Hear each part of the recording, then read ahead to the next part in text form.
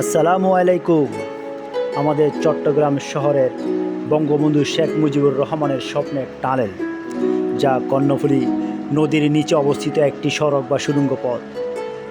গত 24শে ফেব্রুয়ারি 2019 সালে এই টানেলের প্রথম নির্মাণ কাজ শুরু হয়, যা বাংলাদেশ নিজস্ব অর্থায়নে সম্পূর্ণ করে। China communication and construction company এই টানেলের প্রকল্পের কাজ বাস্তবায়ন করেন। 2023 সালে 28শে অক্টোবর দেশরত্ন বঙ্গবন্ধু কন্যা মাননীয় প্রধানমন্ত্রী শেখ হাসিনা এই টানেলটির উদ্বোধন করেন। এই টানেল চট্টগ্রাম শহরের নেভাল একাডেমির পাশ দিয়ে শুরু হয়ে নদীর দক্ষিণ পাড়ে আনোয়ারা প্রান্ত Karnaphuli fertiliser company and limited কারখানার মাঝামাঝি প্রান্তে গিয়ে নদীর অপর প্রান্তে উঠে ঢাকা, চট্টগ্রাম, কক্সবাজার মহাসড়কের সাথে সংযুক্ত হয়।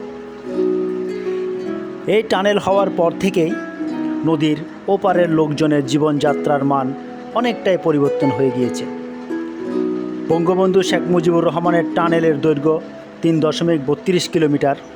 এটি বাংলাদেশের বুকে প্রথম টানেল, যা দক্ষিণ এশিয়ার মধ্যে প্রথম দীর্ঘতম টানেল।